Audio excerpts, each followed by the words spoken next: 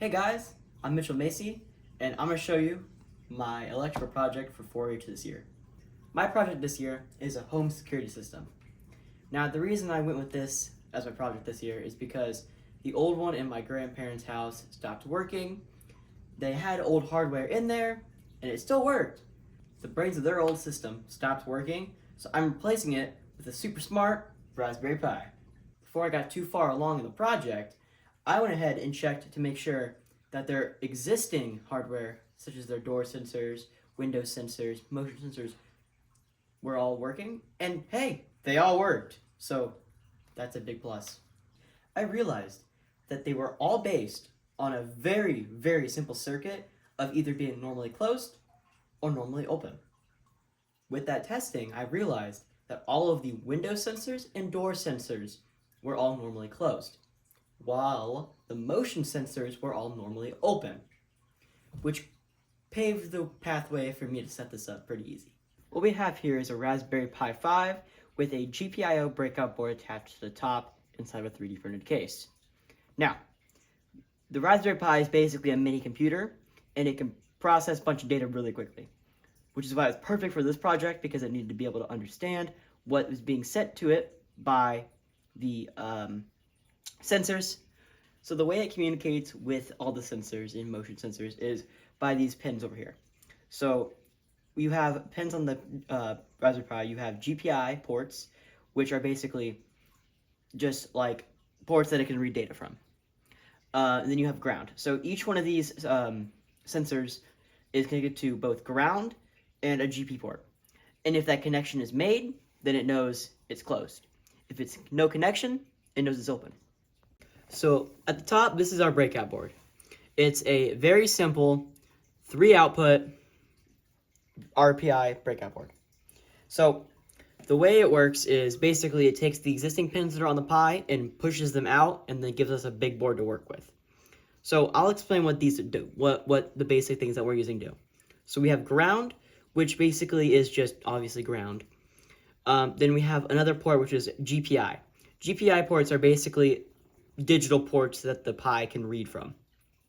So when we connect one of these motion sensors to both the ground and a GP port, it can see if it's open or if it's closed, which is perfect for this situation. So what is really cool is basically the old version of this, the one that was in my grandparents' house, had a physical touch button where you had to like physically type in the code, physically push buttons for all of it.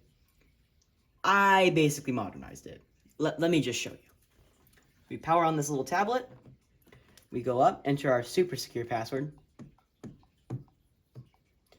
We'll get prompted, and we'll get thrown on to a dashboard.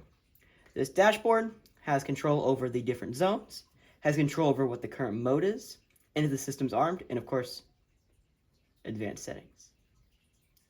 Now, we have the different zones. So for example, we have the door, which if you watch right down there, right now it says secure. If I open the door, it will say tripped. That is because it detected that the magnet is no longer close to the other magnet, therefore it is open. So we have both the home mode and away mode.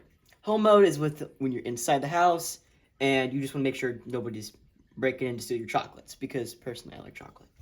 Now, when the away mode, that's when you're out getting chocolate. So when you're out getting chocolate, you flip the away mode on, and it activates everything, including the motion sensor. So right now, if I move my hand around, if I wave a little bit, it just tripped. So at the moment, we don't have the alarm on, but let me just show you what happens if we do have the alarm on. Home mode, retry that one more time. Okay, there we go. So we have our home mode enabled, and we have the system armed. Now, let me open up the door and show you what happens. So even though the alarm is triggered, if I go to shut the door, that won't stop the alarm.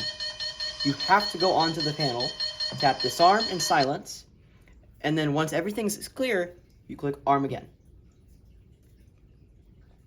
So, first thing that came to a bunch of people's minds that I talked about this is, well, what if somebody walks up to the tablet and, just turns it off? There's a cool solution to that. It's called a lock screen. So the system is armed. If we lock the device, it will auto lock automatically after 30 seconds, but just for time, we're just gonna lock it real quick. We're gonna open up something, so we'll open up a window. The alarm plays, the screen is off, and the alarm will still play. Now, on the main screen, you can try to pause it. You can do all you want, it will continue to play. And you gotta enter the passcode. Disarm it. Once it's disarmed, you're good to go. Now, another thing I was told was, well, how are they gonna know? What if somebody just, breaks in, you're not home, and you don't hear the alarm? Well, there's this really cool thing called SMS, which is text messages. This system will have text message support in the near future.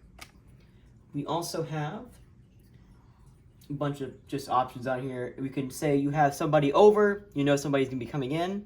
You would disarm the door, and now the door can be opened. You can see it's tripped, but it's not setting off the alarm. You can even arm the system.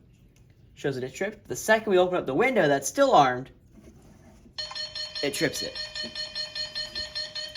It stays tripped until we disarm and silence the alarm. A really simple, all-in-one security system. This part is for all you nerds out there. Check this out. Go. The Pi is currently hosting its own hotspot on its WLANO interface, which is the default wireless interface. This tablet is set up to automatically connect to that interface, and it's really convenient because we have a custom app on here where we go into our super secure pin again, and you scan the network, and it finds the device, and you can open it on the web, which is the web panel.